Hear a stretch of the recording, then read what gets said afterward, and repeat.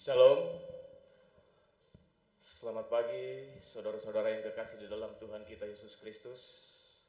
Selamat datang di Jemaat Ora et Labora untuk kita bersama-sama berkumpul, bersekutu, memuji dan memuliakan nama Tuhan lewat ibadah pada pagi hari ini.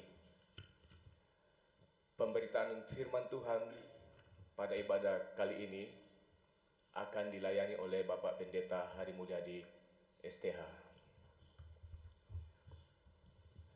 Saudara-saudara, dengarlah firman Tuhan. Latihlah dirimu beribadah, latihan banali terbatas gunanya. Tetapi ibadah itu berguna dalam segala hal, karena mengandung janji, baik untuk hidup ini maupun untuk hidup yang akan datang. Oleh karena itu, marilah kita mengucap syukur dan beribadah kepada Allah menurut cara yang berkenan kepadanya, dengan hormat dan takut. 1 Timotius 4 ayat 7b sampai 8 dan Ibrani 12 ayat 28b. Jemaat disilakan berdiri. Kita menyanyi dari NKB nomor 6 ayat 1 sampai 4, patut segenap yang ada.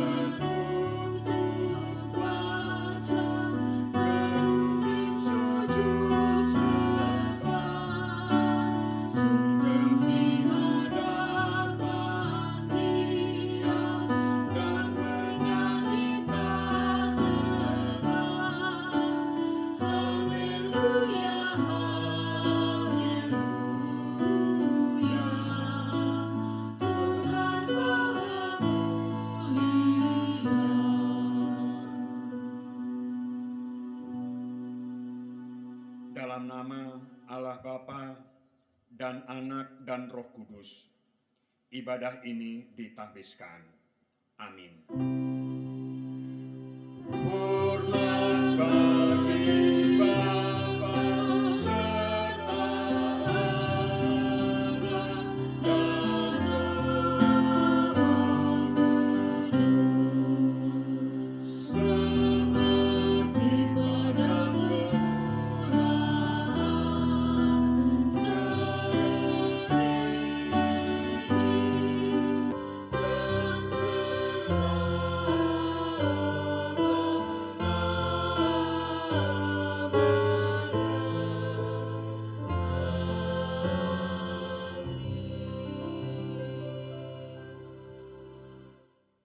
Anugerah dan damai sejahtera dari Allah Bapa kita dan dari Tuhan Yesus Kristus menyertai saudara-saudara.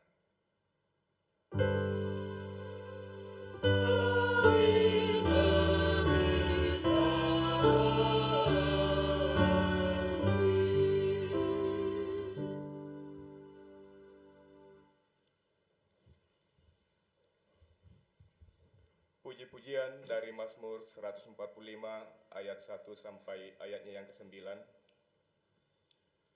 Puji-pujian karena kemurahan Tuhan. Puji-pujian dari Daud. Aku hendak mengagungkan Engkau ya Allahku ya Raja. Dan aku hendak memuji namamu untuk seterusnya dan selamanya.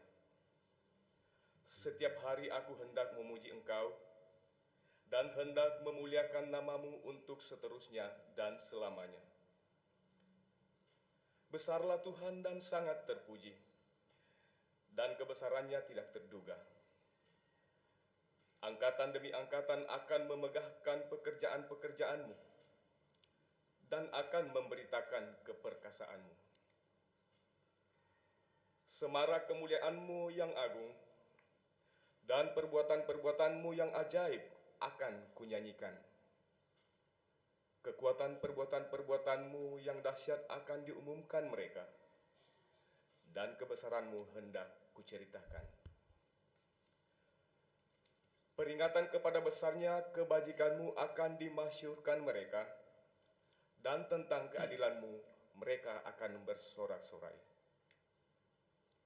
Tuhan itu pengasih dan penyayang, panjang sabar dan besar kasih setianya. Tuhan itu baik kepada semua orang dan penuh rahmat terhadap segala yang dijadikannya. Amin. Kita sambut puji-pujian dengan menyanyikan Kidung Jemaat nomor 10 ayat 3 dan ayatnya yang keempat. Pujilah Tuhan Sang Raja.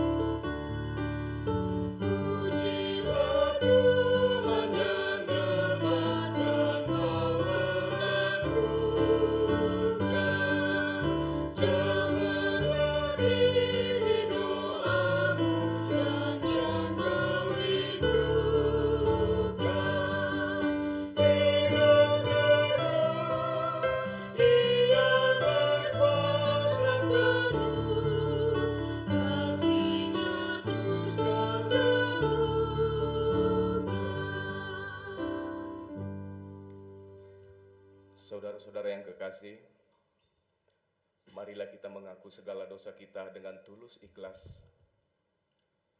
dan dengan kerendahan hati. Ya Bapa yang Maha Kasih, sebagai umat tebusan-Mu, kami mengaku telah berdosa melawan kehendak-Mu. Kami telah gagal hidup di bawah terang firman-Mu. Tuhan berfirman supaya kami mengasihi Engkau, tetapi kami menyakiti hati-Mu. Tuhan berfirman supaya kami mengasihi sesama, tetapi kami membenci mereka. Sebab itu, ampunilah kami dan penuhilah dengan damai sejahtera. Dalam nama Yesus kami berdoa. Amin. Allah yang Maha Kasih telah mengampuni segala dosa kita dengan darah Tuhan Yesus Kristus yang oleh kuasa Roh Kudus memelihara kita sampai selama-lamanya. Amin. Sekali lagi kita memuji Tuhan dari NKB nomor 21 ayat 1 dan 2, ku diberikan kidung baru.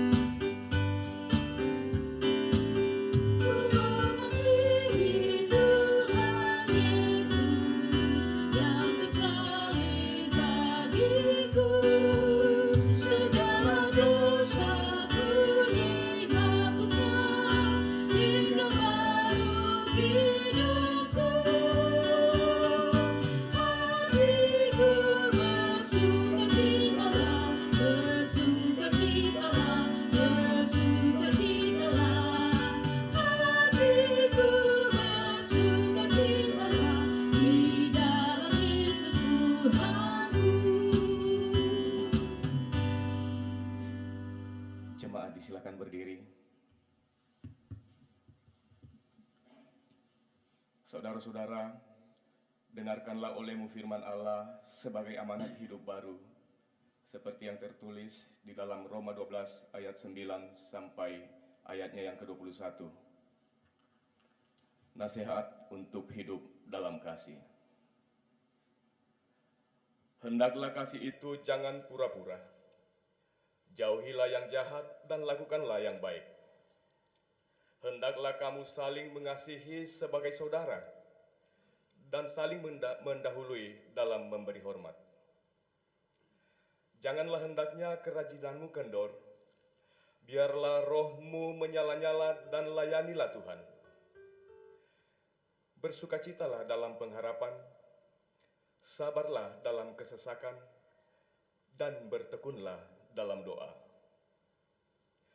Bantulah dalam kekurangan orang-orang kudus, dan usahakanlah dirimu untuk selalu memberikan tumpangan.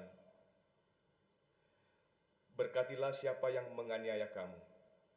Berkatilah dan jangan mengutuk.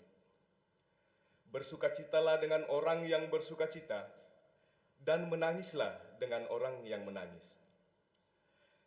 Hendaklah kamu sehati sepikir dalam hidupmu bersama. Janganlah kamu memikirkan perkara-perkara yang tinggi, tetapi arahkanlah dirimu kepada perkara-perkara yang sederhana. Janganlah menganggap dirimu pandai. Janganlah membalas kejahatan dengan kejahatan. Lakukanlah apa yang baik bagi semua orang. Sedapat-dapatnya, kalau hal itu bergantung padamu, hiduplah dalam perdamaian dengan semua orang. Saudara-saudaraku yang kekasih, janganlah kamu sendiri menuntut pembalasan, tetapi berilah tempat kepada murka Allah, sebab ada tertulis, pembalasan itu adalah hakku. Akulah yang akan menuntut pembalasan, firman Tuhan. Tetapi jika seterumu lapar, berilah dia makan. Jika ia haus, berilah dia minum. Dengan berbuat demikian, kamu menumpukan bara api di atas kepalanya. Janganlah kamu kalah terhadap kejahatan, tetapi kalahkanlah kejahatan dengan kebaikan. Amin. Jemaat disilakan duduk. Kita memuji Tuhan dari Kidung Jemaat nomor 434 ayat 1 dan ayat 2. Allah adalah kasih dan sumber kasih.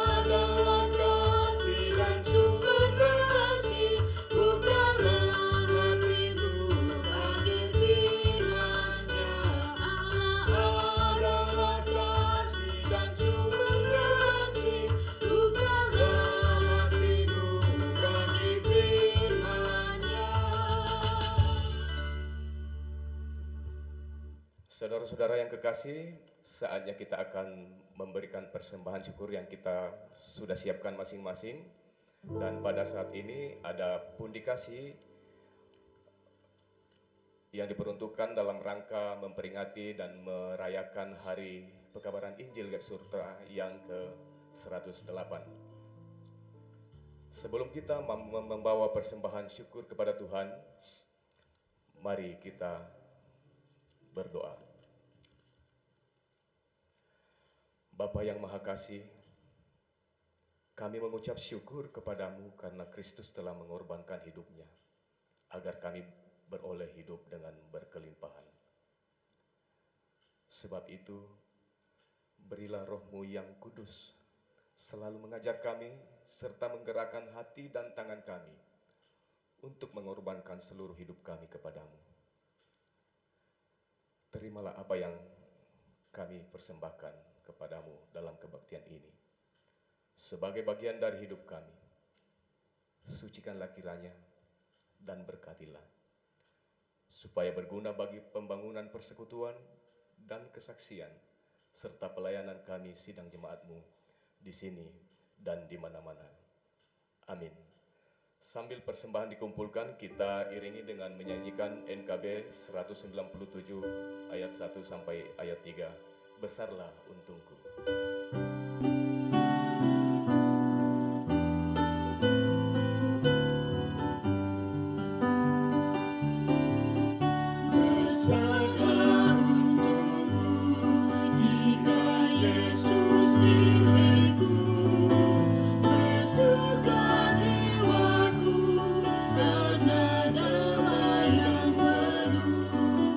Meskipun angin keras meradung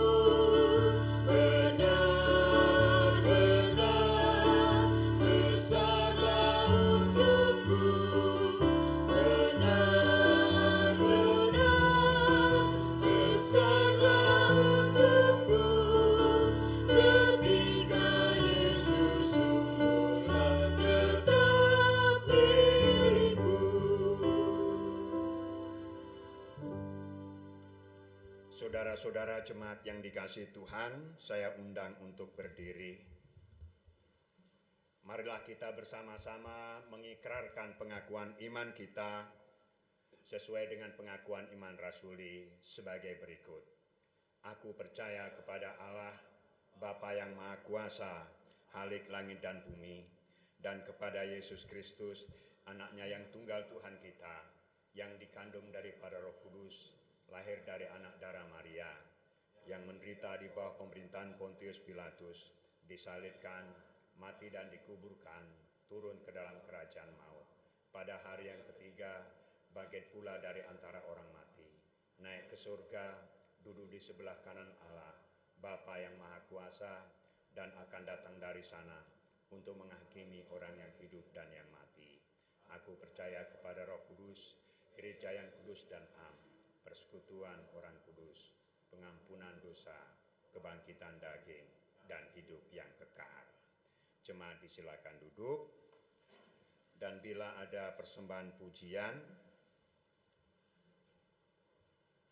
vokal grup, kor atau solo disilakan. Baik Bapak Ibu, jemaat yang dikasihi dan diberkati Tuhan, kita akan mendengarkan firman Tuhan. Namun kita akan memohon pertolongan Tuhan di dalam doa. Tuhan memberkati saudara-saudara. Mari kita berdoa. Bapa yang Maha Baik, terangilah hati dan pikiran kami dengan kuasa Roh Kudus, agar kami mampu untuk membaca, mendengar, dan memahami akan maksud dan kehendak-Mu itu. Berfirmanlah kepada kami Tuhan, sebab kami anak-anak-Mu telah sedia mendengarkannya. Dalam nama Tuhan Yesus Kristus yang telah mengajar kami berdoa. Bapa kami yang di surga, dikuduskanlah nama-Mu, datanglah kerajaan-Mu, jadilah kehendak-Mu di bumi seperti di surga. Berikanlah kami pada hari ini makanan kami yang secukupnya, dan ampunilah kami akan kesalahan kami, seperti kami juga mengampuni orang yang bersalah kepada kami. Dan janganlah membawa kami ke dalam pencobaan, tetapi lepaskanlah kami daripada yang jahat, karena Engkau-lah yang punya kerajaan, dan kuasa, dan kemuliaan, sampai selama-lamanya. Amin. Shalom.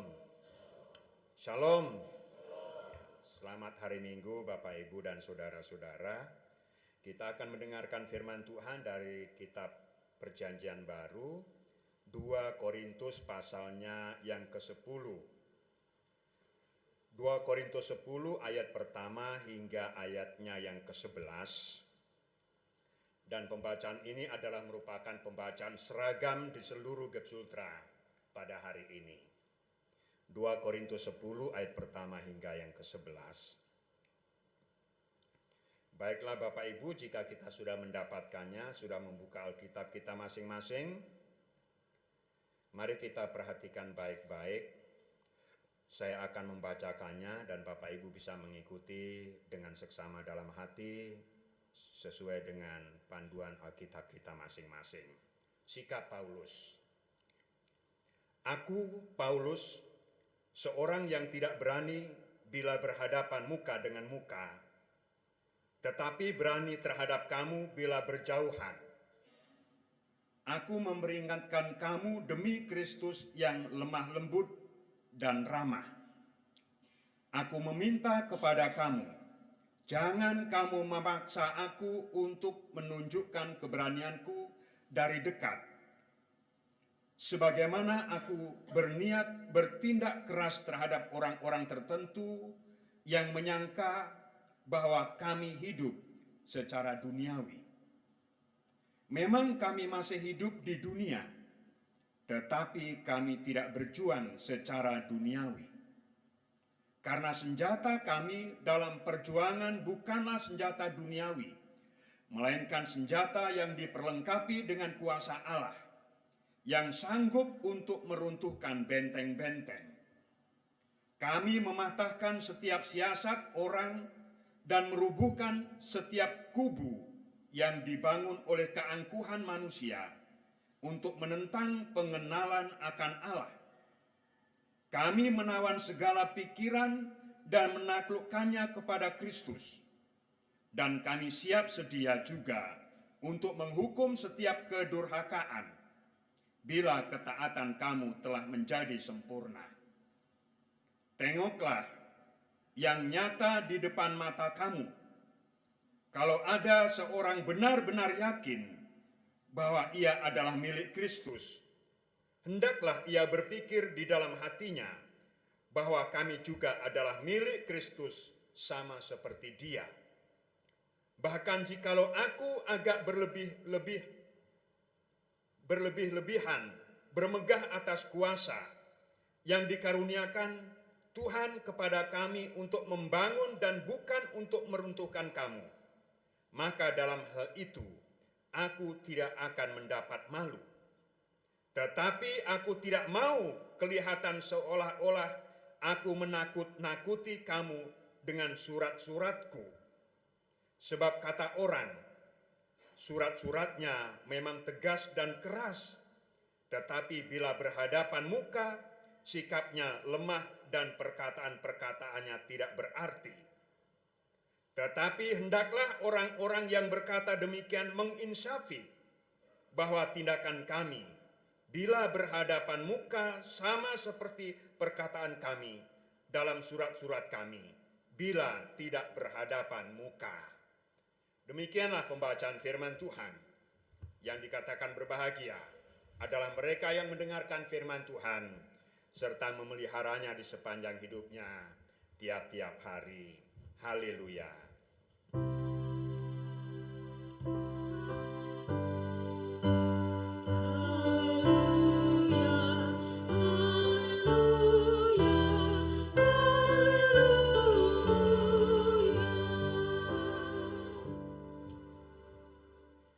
Bapak Ibu, saudara-saudara jemaat yang dikasihi Tuhan, senang rasanya kita dapat berjumpa lagi di hari yang kudus ini. Sebagaimana saya katakan tadi, pembacaan firman Tuhan ini adalah pembacaan seragam seluruh GEP Sultra dengan tema yang seragam pula.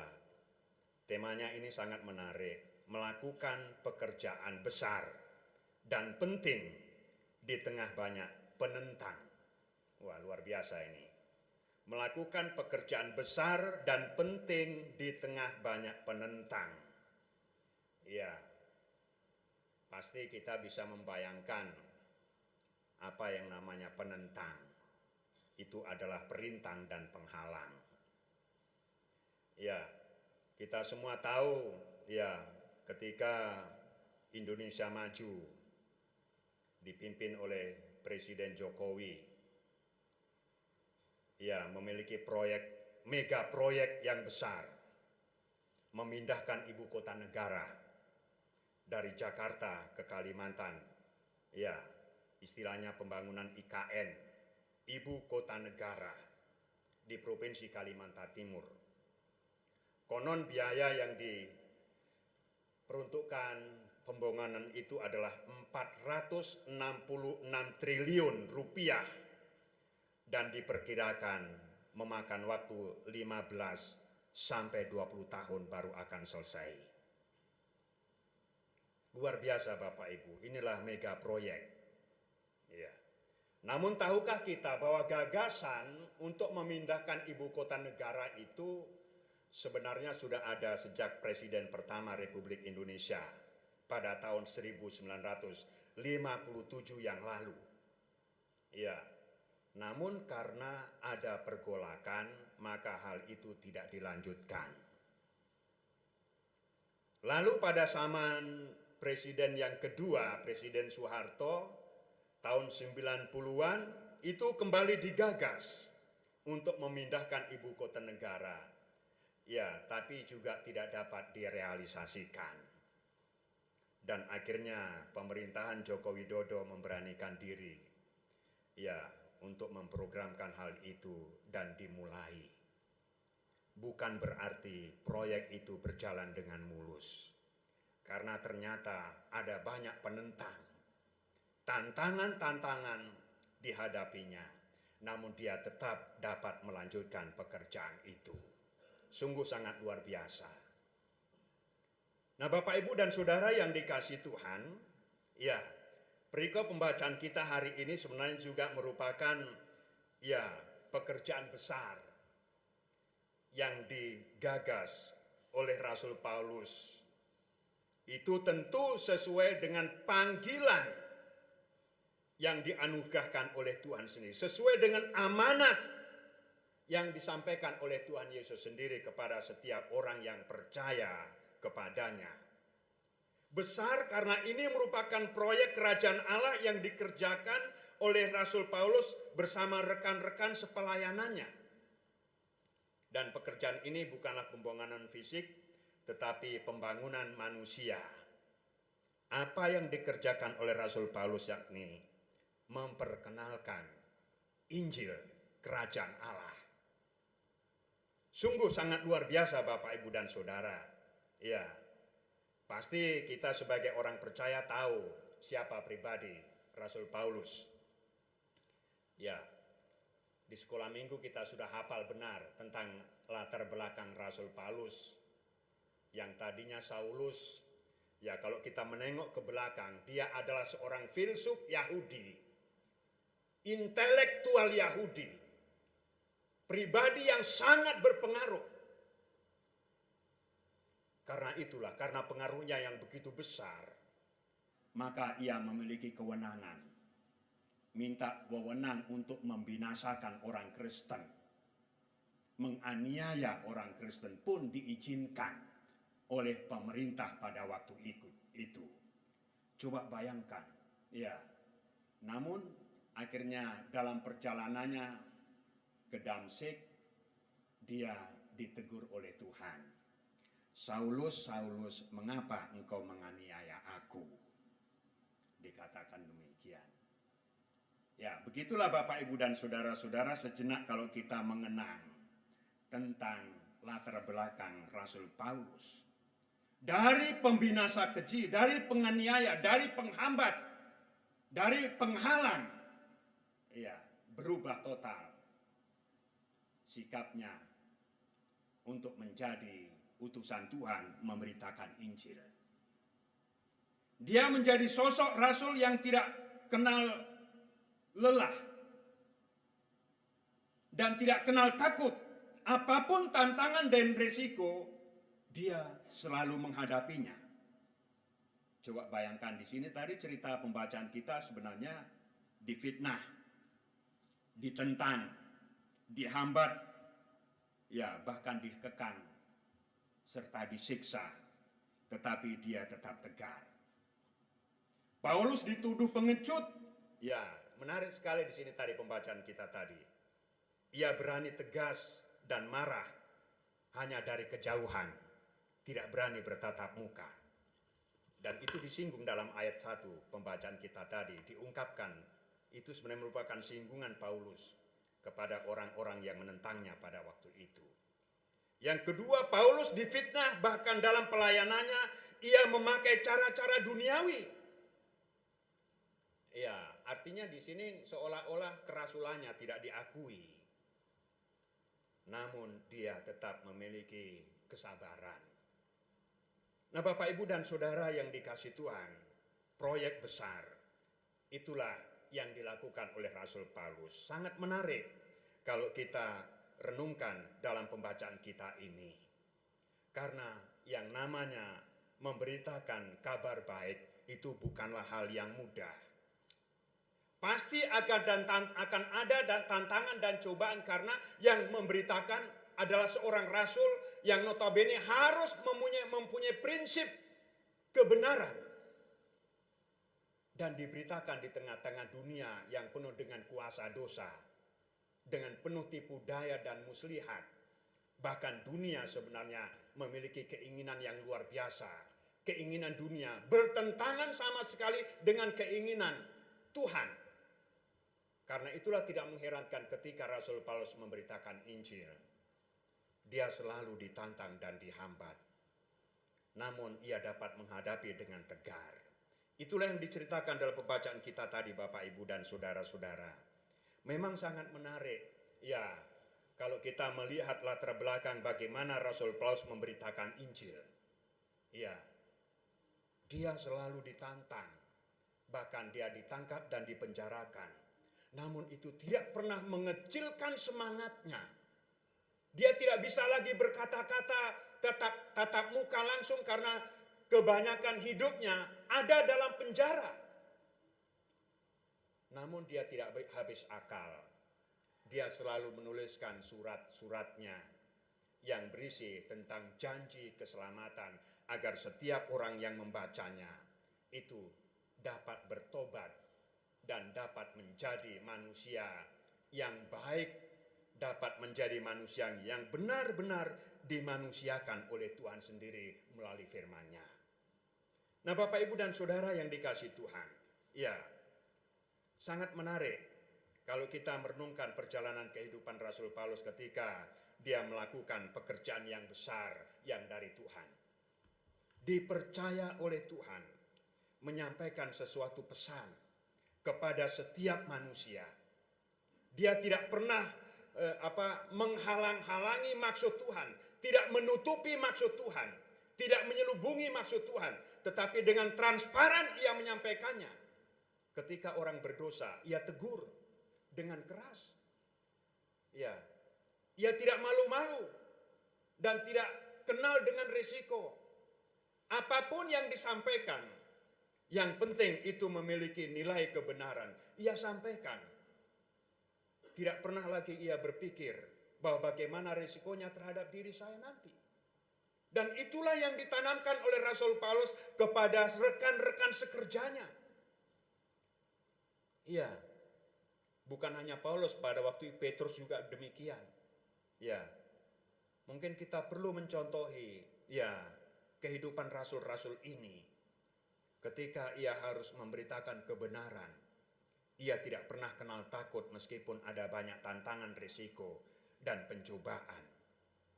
Rasul Petrus pernah berkata, apakah aku harus taat kepadamu daripada kepada Allah? Silahkan kamu melarang aku, tetapi aku akan berkata-kata terus tentang maksud dan kehendak Allah. Dikatakan demikian, sungguh sangat luar biasa. Dan demikian juga Rasul Paulus. Dalam perikop pembacaan kita tadi sangat jelas sekali. Sebenarnya ini adalah merupakan surat pembelaan. Sikap Paulus terhadap mereka yang mengkritisi pekerjaannya. Ada banyak penentang, Bapak, Ibu, dan Saudara, untuk menggagalkan maksud Rasul Paulus untuk memberitakan Injil kebenaran Allah. Ya, apa maknanya bagi kita sebagai orang-orang yang juga sebenarnya dipilih oleh Tuhan untuk diselamatkan? Tentu maknanya sangat dalam bagi kita, Bapak, Ibu, dan Saudara. Sebagai orang percaya kita perlu menyadari bahwa hidup kita ini adalah hidup yang telah dihidupi oleh Tuhan. Karena kita telah diselamatkan. Karena itu Allah juga telah mengutus kita melalui amanatnya. Agar kita setiap orang yang percaya kepadanya pertama dapat menjadi terang dan garam di tengah-tengah dunia ini. Itu berarti kehadiran kita juga dituntut untuk mencerminkan kehendak Tuhan, menghadirkan tanda-tanda kerajaan Allah melalui berita Injil yang kita bawa. Sebagaimana Tuhan Yesus mengatakan, pergilah, jadikanlah semua bangsa muridku, dan ajarlah mereka melakukan segala sesuatu yang kuperintahkan kepadamu. Coba bayangkan, itulah amanat yang sebenarnya juga harus kita pikul untuk terus kita beritakan.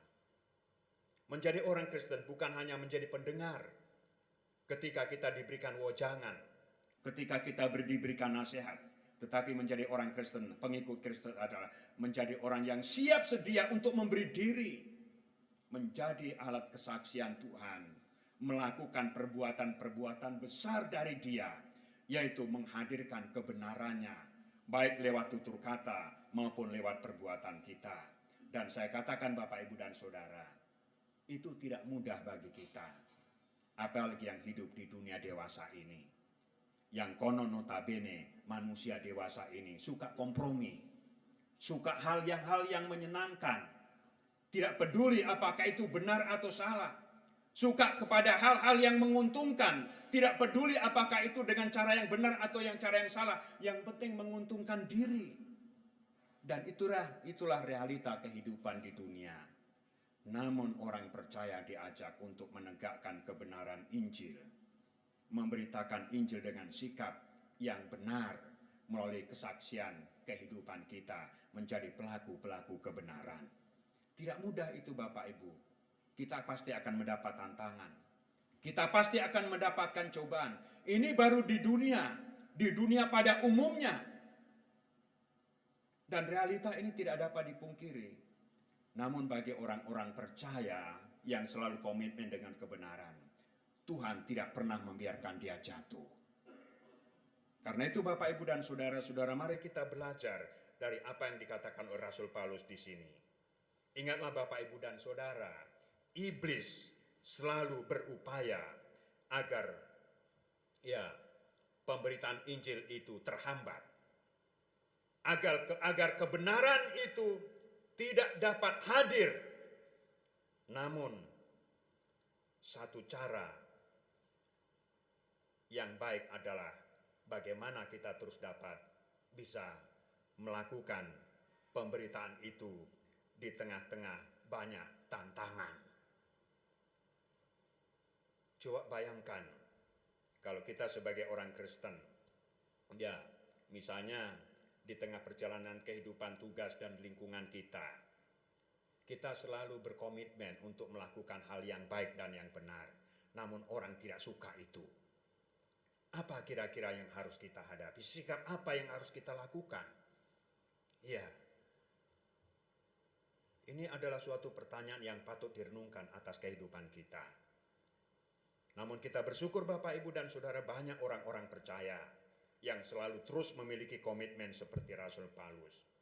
Dia terus mau menghadirkan tanda-tanda kerajaan Allah untuk menegakkan kebenaran. Sehingga ketika setiap orang selalu meresponi amanat Tuhan, maka percayalah, dunia ini semakin hari akan semakin baik. Karena akan semakin banyak orang melakukan hal-hal yang baik dan benar. Tetapi ketika kita undur dan mudah patah semangat ketika ada tantangan dan cobaan, maka kita akan terbawa arus dan makin banyaklah kejahatan dan ketidakbenaran di dunia ini. Itulah sebabnya Bapak Ibu dan Saudara, kita belajar kepada apa yang dilakukan oleh Rasul Paulus di sini. Di tengah-tengah banyak tantangan, ia terus mampu untuk menjadikan dirinya sebagai pemberita yang baik, untuk menyaksikan kebaikan Tuhan yang harus dihadirkan. Inilah sebenarnya panggilan kita sebagai orang percaya.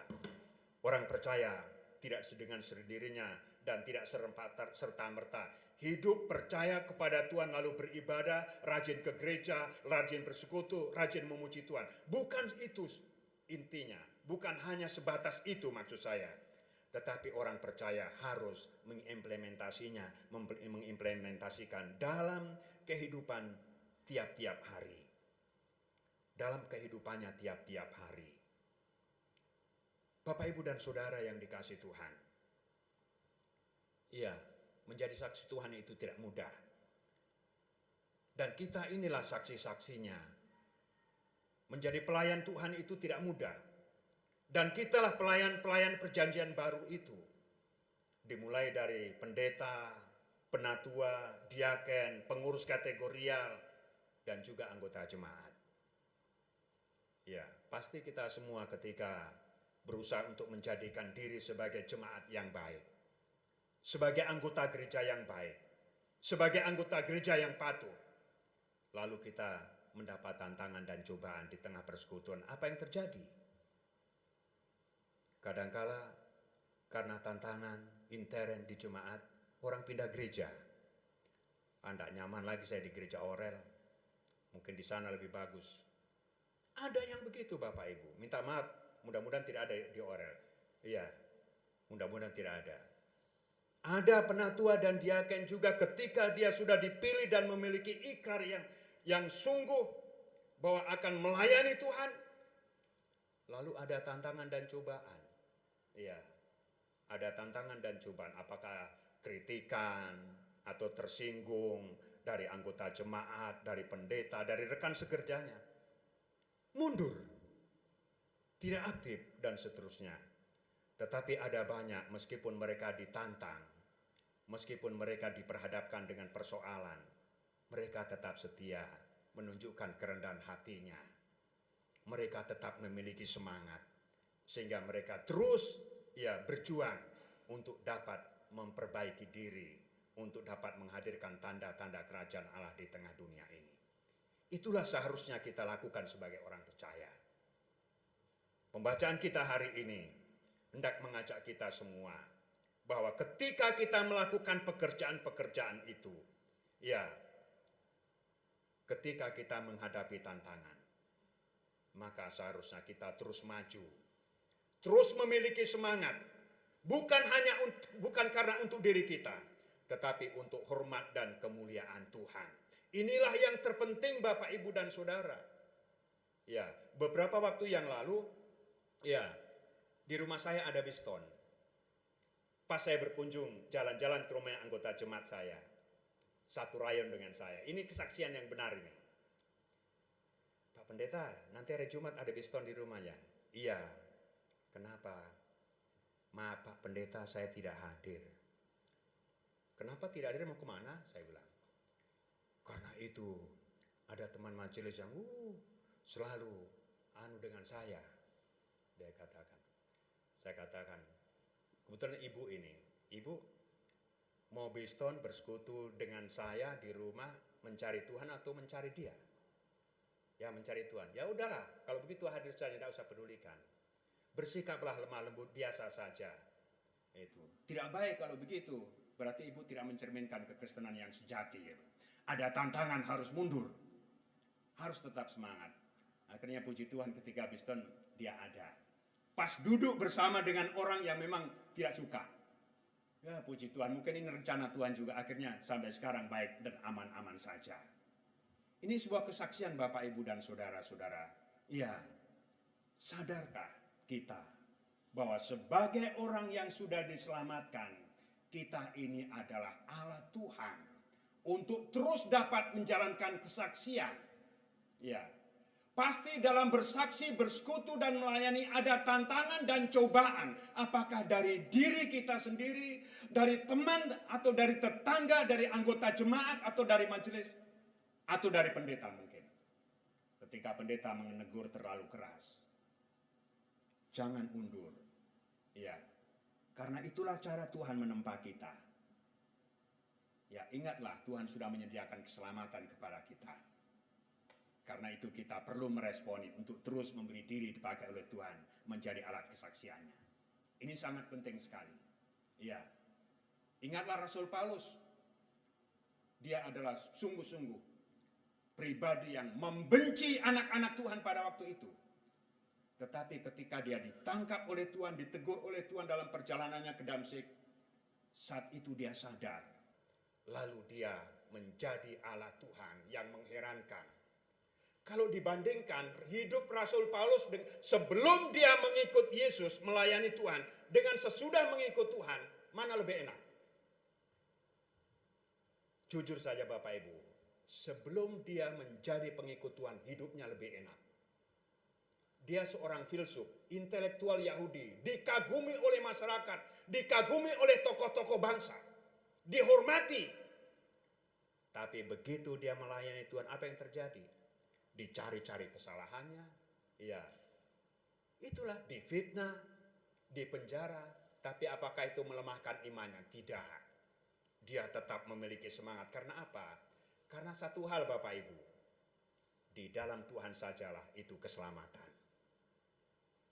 Hanya di dalam Tuhan sajalah itu keselamatan. Makanya dia memelihara lebih suka memelihara keselamatan dengan memberi diri dipakai Tuhan meskipun dia menderita, daripada menikmati kehidupan di dunia yang mewah, yang aduhai, tetapi celakanya nanti di neraka. Itulah prinsip Rasul Paulus, Bapak, Ibu, dan Saudara.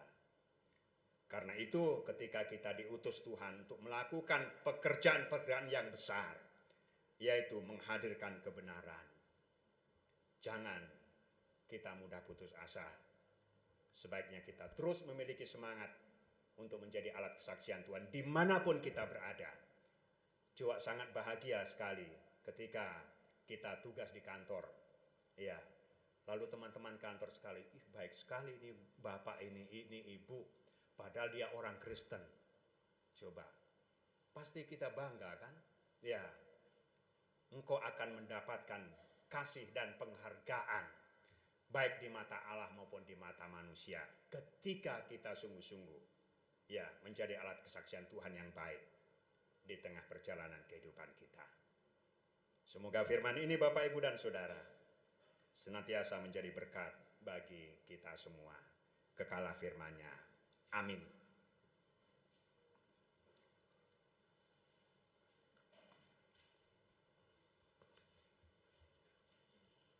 Kita akan memuji Tuhan dengan NKB 205 bait pertama dan kedua.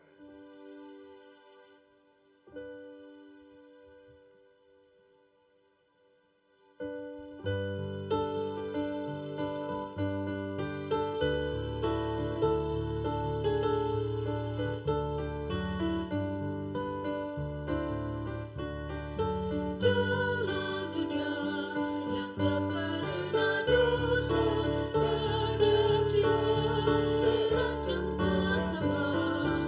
Siapa yang mau menyampaikan berita agar keselamatan dari anaknya? Kuasa yang diterima padaku, kuasa yang diterima padaku. Masyurkanlah Injil ke seluruh dunia, selalu ku besertamu.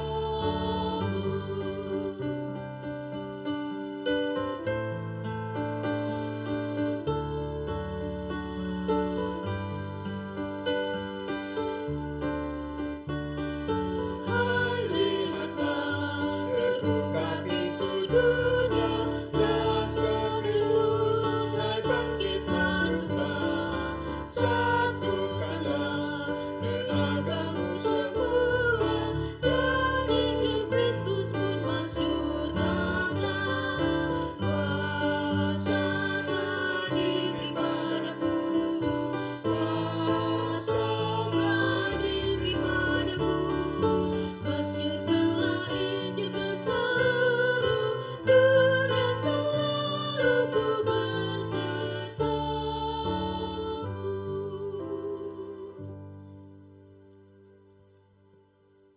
Tuhan menyertai saudara-saudara.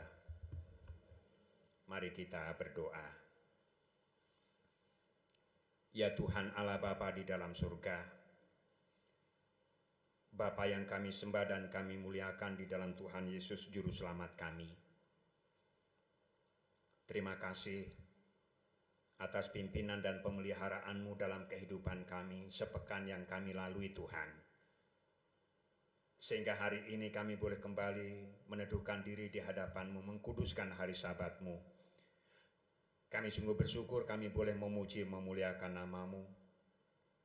Kami boleh mengaku dosa-dosa di hadapan-Mu dan Engkau telah mengampuni kami.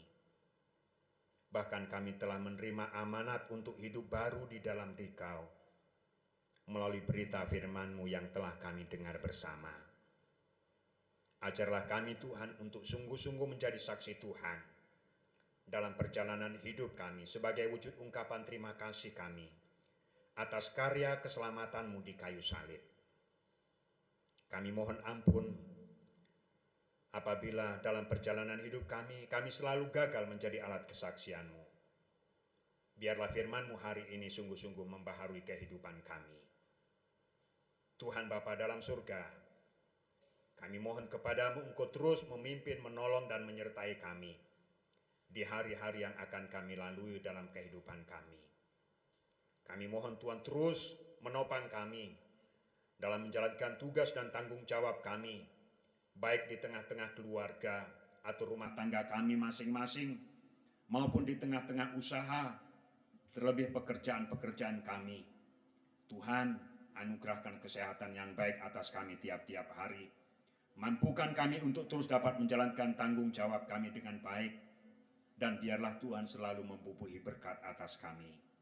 Jauhkan daripada kami sakit penyakit, pencobaan, musibah, kecelakaan, dan Engkau Tuhan melingkupi kami dengan cinta kasih-Mu tiap-tiap hari. Anak-anak kami dalam pertumbuhan dan pendidikan mereka, kami juga serahkan dalam tangan kuasa-Mu Tuhan. Engkau menuntun menopang mereka dan membuat mereka dapat meraih harapan dan cita-citanya oleh karena pertolongan-Mu. Anak-anak cucu-cucu dalam yang Tuhan karuniakan, dalam mencari pekerjaan dan pasangan hidup, kami juga mohon kepadamu Tuhan, Engkau yang merancang kehidupan mereka, biarlah mereka dapat memperoleh pekerjaan dan apa yang dirindukan untuk masa depan mereka, sehubungan dengan kerinduan mereka memiliki pasangan hidup, biarlah Tuhan juga yang sediakan bagi mereka. Demikian juga ya Tuhan, kami hendak berdoa bagi anggota-anggota keluarga jemaat-Mu yang terpisah dari keluarga oleh karena studi, oleh karena merantau, oleh karena pekerjaan. Kami mohon Tuhan, Engkau tetap menjaga melindungi mereka. Dimanapun mereka berada, buatlah mereka juga sukses dalam menggapai masa depan. Demikian pula Tuhan, hari ini kami bersyukur kepadamu atas pimpinan dan cinta kasih Tuhan yang Tuhan nyatakan kepada saudara kami yang boleh berulang tahun dalam pekan yang telah mereka lalui. Bahkan hari ini hamba-Mu Bapak Julius D. Matangki Rayon 5. Terima kasih, kiranya Engkau berkenan terus memimpin, menyertai dan memberkatinya dalam kehidupannya tiap-tiap hari. Bahkan kami mohon kepadamu Tuhan, Engkau juga memberkati saudara-saudara kami di jemaat-Mu ini yang juga akan mengalami ulang tahun pada pekan yang akan datang ini. Biarlah Tuhan menjaga, melindungi mereka semua. Hari ini kami berdoa dan bersyukur Tuhan, bersama keluarga-keluarga saudara kami yang oleh kasih dan penyertaan Tuhan, mereka dapat mengalami ulang tahun pernikahan mereka. Keluarga Bapak Amari Makara dan Ibu Elizabeth Roya yang pada tanggal 21 Juli genap 49 tahun perjalanan rumah tangganya. Bapak Julius D. Matangki dan Ibu Felicita Rizka Madaun pada tanggal 21 Juli ini juga boleh genap 1 tahun rumah tangganya. Bapak Hendra Olivia Ratu dan Ibu Clara Jane Sasmita Kodoh yang pada tanggal 25 Juli nanti, 25 Juli yang lalu, genap 4 tahun. Terima kasih Tuhan, berkenan Engkau memimpin, menyertai dan memberkati saudara kami ini dalam kehidupan rumah tangganya. Kiranya mereka semakin bahagia dan dapat menikmati indahnya hidup di bawah anugerah Tuhan melalui kebahagiaan yang Tuhan hadirkan di tengah keluarga. Hari ini Tuhan, kami hendak berdoa bagi saudara-saudara kami yang dalam pemulihan dan kesembuhan. Bapak Yohanes Kaloto, Ibu Levran Kalaeng, Bapak Markus Rombe, Meyer Tandi Payung, Simpson Gao, Bapak Amari Makara, Ibu Yesna Bonde, dan Ibu Naomi. Mohon Tuhan Engkau memulihkan kondisi mereka. Kiranya Tuhan sendiri yang terus menopangnya, apa yang menjadi kerinduannya untuk menjadi sembuh, biarlah kuasa Tuhan yang menyertai. Demikian juga yang sakit, khususnya penatua Bapak Bongga Tasik pasca operasi di Makassar, Bapak Paulus Tandi Pailing yang dalam perawatannya di Rumah Sakit Wahidin Makassar, orang tua dari Diaken Yenri A. Rangkalui di Poso, juga Bapak Sule Gala di rumah dan Bapak Anton Tonga dalam perawatannya di rumah. Tolong Tuhan Engkau hadir sebagai tabib yang agung bagi mereka. Biarlah mereka sungguh-sungguh boleh menjadi sembuh hanya karena mujizat dan anugerah-Mu sendiri. Tuhan, kami juga berdoa bagi saudara kami yang berduka cita. Orang tua dari Nyonya Agustin Padandi di Toraja. Engkau Tuhan berkenan kiranya menguatkan keluarga yang ditinggalkan, sehingga mereka tetap tabah dan selalu percaya akan pengharapan di dalam Dikau, bahwa di dalam Dikau ada kehidupan yang kekal. Hari ini Tuhan kami berdoa bagi para lansia, para janda, duda, anak yatim dan piatu. Kami serahkan kehidupan mereka ke dalam tangan kuasa-Mu Tuhan. Engkau terus kiranya mendampingi mereka, sehingga mereka tidak merasa sendiri, oleh karena Tuhan selalu menopang kehidupan mereka. Kami juga berdoa bagi tanggung jawab pelayanan dalam lingkup jemaat-Mu, Jemaat Oraid Labora Kendari Tuhan. Pendeta, penatua, diaken, para pengurus kategorial, para panitia-panitia, tim musik, tata usaha, koster, dan sebagainya. Tuhan, Engkau tahu mereka ini semua selalu memberi diri dipakai oleh Tuhan. Tetap kiranya Engkau memberikan kesehatan yang baik atas mereka ini. Semangat yang tinggi untuk terus dapat melayani Dikau demi hormat dan kemuliaan nama-Mu. Dan Tuhan memberkati baik dengan berkat jasmani dan rohani. Demikian juga Tuhan, kami berdoa bagi pelayanan Gepsultra, baik di lingkup klasis, sinode, maupun jemaat-jemaat. Kami serahkan di dalam tangan kuasa-Mu Tuhan. Berkenan Engkau terus menopang Gepsultra dalam pelayanannya. Bahkan persekutuan gereja-gereja di Indonesia, Tuhan tetap memimpin menyertai setiap gereja-Mu di Indonesia. Demikian pula Tuhan, akhirnya kami berdoa bagi pemerintahan bangsa dan negara kami. Mohon Bapa di surga, Engkau berkenan memimpin menyertai para pemimpin bangsa kami. Anugerahkan hikmat dan kebijaksanaan agar para pemimpin bangsa dan wakil-wakil rakyat dapat menjalankan roda pemerintahan ini sesuai dengan maksud dan kehendak Tuhan. Dan Engkau terus menopang kehidupan mereka. Bahkan anak-anak Tuhan yang ada di dalamnya Tuhan, biarlah Tuhan pakai mereka sebagai alat kesaksian Tuhan yang mengherankan. Engkau memberkati pemerintahan Provinsi Sulawesi Tenggara, pemerintahan Kota Kendari. Biarlah melalui pemerintahan kota kami ini senantiasa terus tercipta suasana yang aman, tentram, dan damai, sehingga kami dapat terus bersukacita menjalani hidup ini. Bapa Surgawi, kami tak lupa juga berdoa bagi jemaat-Mu yang pasangan suami istri yang tidak seiman. Tuhan tetap membuat mereka setia. Tuhan tetap membuat mereka menjadi anak-anak Tuhan yang baik, sehingga menjadi alat kesaksian bagi pasangan hidupnya. Kelak mereka juga dapat mengiring Dikau. Jadilah kehendak-Mu Tuhan. Bapa di surga, sebentar lagi kami akan kembali ke rumah kami masing-masing. Iring sertai kami. Dan ketika kami melanjutkan tugas tanggung jawab kami, biarlah Tuhan terus melimpahkan berkat atas kami. Inilah doa kami Tuhan. Ampuni dosa kami Bapa, dan terima kami yang berdoa kepadamu. Hanya di dalam nama Tuhan Yesus, Juru Selamat kami.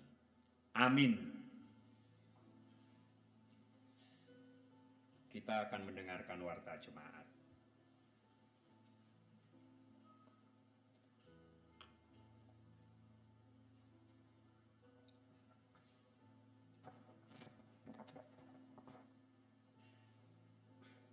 Warta Jemaat Minggu 21 Juli 2024 sebagai berikut.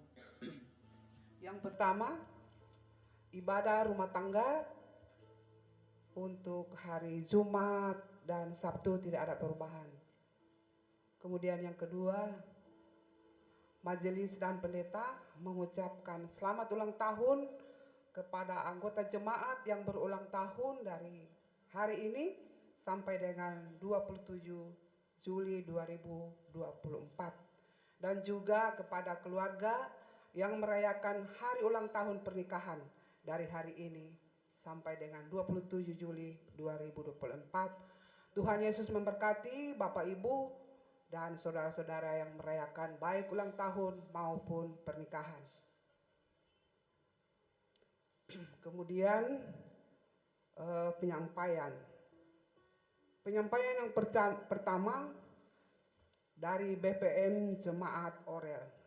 Disampaikan kepada komisi-komisi dan kategorial untuk menyampaikan laporan hasil evaluasi pelaksanaan program kerja semester 1 dari Januari sampai dengan Juni 2024, paling lambat tanggal 23 Juli 2024 sudah diterima oleh tata usaha untuk diperbanyak.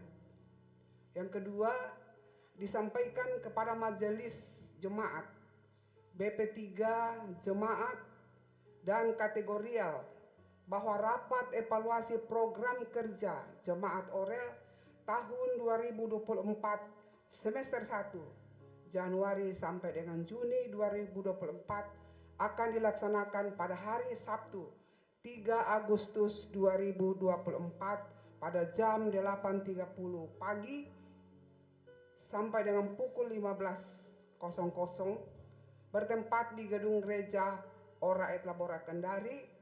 Pemberitahuan ini bersifat undangan resmi.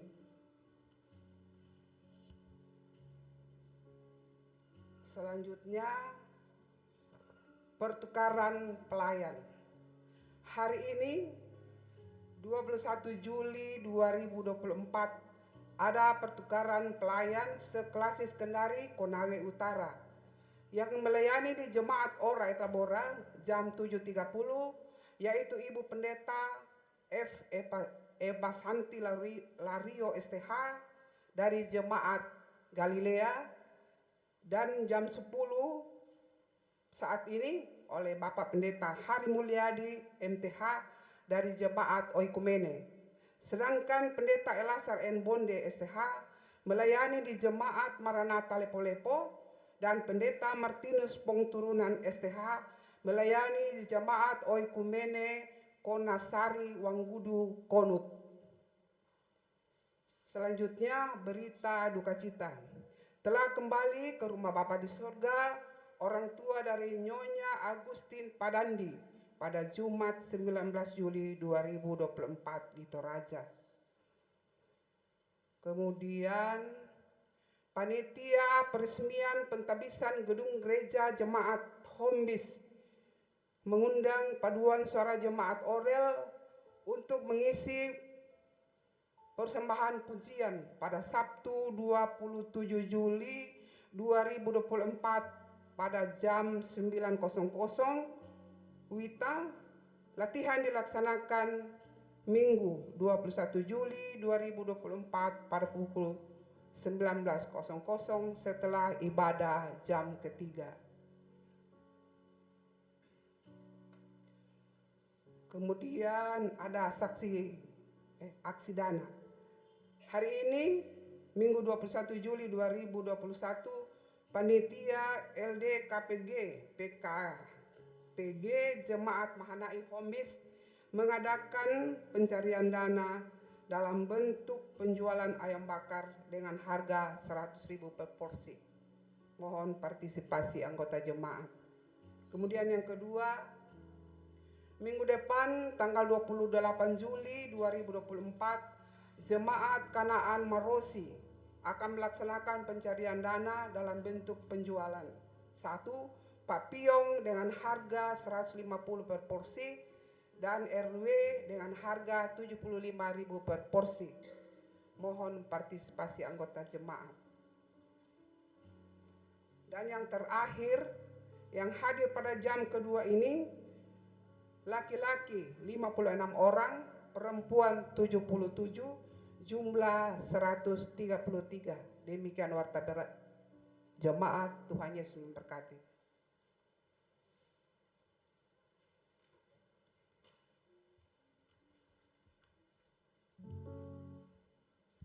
Bapak, Ibu, Saudara-saudara jemaat yang dikasihi dan diberkati Tuhan, kita akan mengakhiri rangkaian ibadah ini.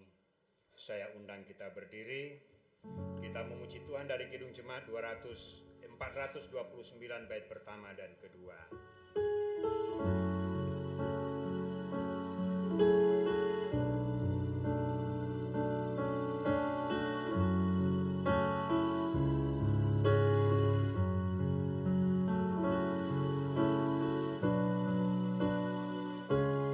Masih banyak orang berjalan dalam kuasa yang gelap. Tuhan tolong kami sadarkan tiap orang yang sesat. Oh, berilah keselamatan pada orang yang tak tebus, agar mereka mendapatkan perjanjian-Mu yang kudus.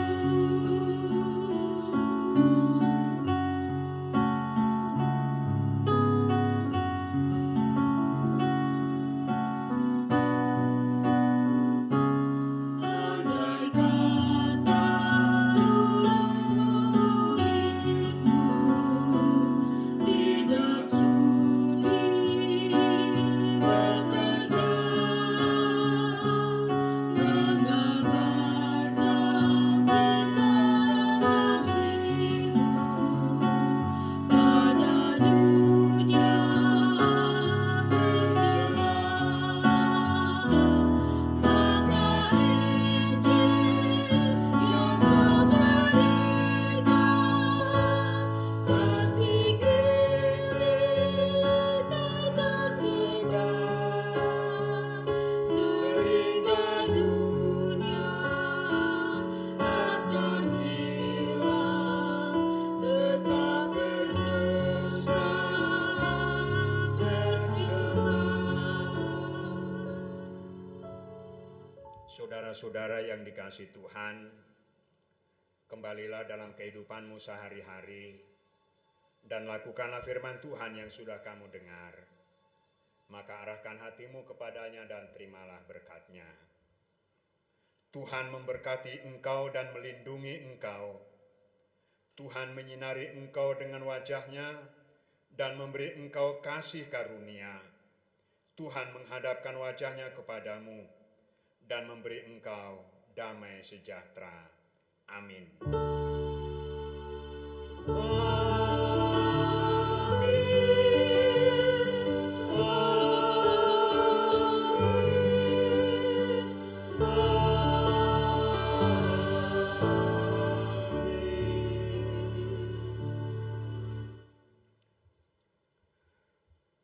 Sidang jemaat, untuk mengakhiri ibadah kita pada pagi hari ini, sekali lagi kita memuji Tuhan dari Kidung Jemaat 429 ayatnya yang ketiga.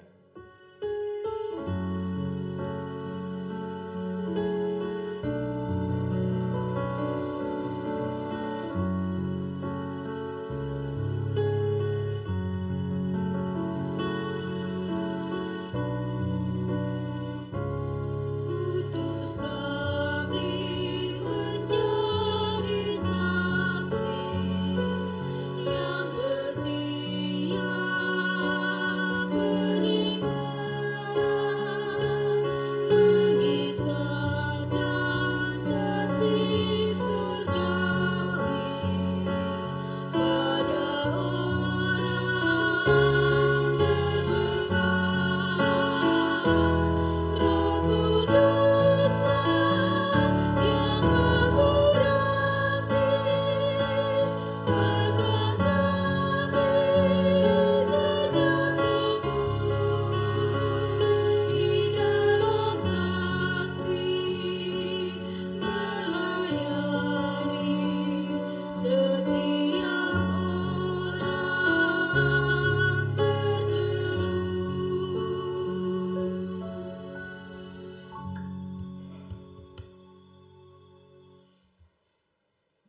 demikian ibadah kita pada hari ini.